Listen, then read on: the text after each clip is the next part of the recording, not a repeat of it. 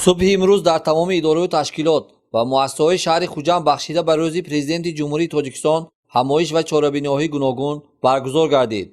در مرکز نظارت دولتی سانیتری اپیدمیولوژی شهر خوجند نیز وابسته به نقش و خدمت‌های اساسی‌های صلح و وحدت ملی پیشوای ملت پرزیدنت مملکت محترم امامی رحمان در رشد باثبات خواجگی خلق مملکت و خصوص در سایه تندرستی همایش برگزار گردید.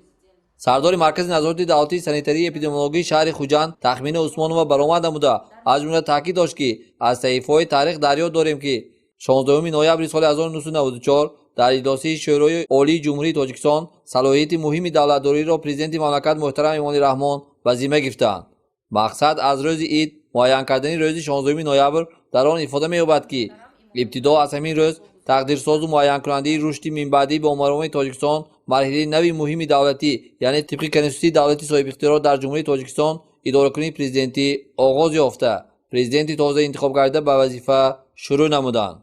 تخمین عثمانوف افزود که تاریخ اثبات کرده است که در همه دور و زمان سرور و پیشوای دوراندیش پیش از همه به دو عامل اساسی رشد آینده ملت یعنی تعلیم و تربیت و حفظ سالمی جامعه توجه مخصوص ظاهر می‌نماید.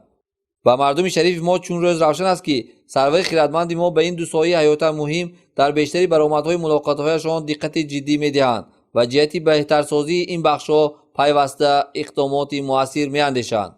پرزیدنت جمهوری تاجیکستان محترم امامی رحمان بارها با تامین نمودن سالمی اهالی، پیشگیری بیماری‌های گوناگون سرایتی، بلند برداشتن صفت کمک طبی و سانیتری، نظارت بی‌خطری مواد دارویی و تربیت کادرهای بلند اختصاصی ساحه تاکید کرده سالمی ملت را بایگری دولت نامیدند.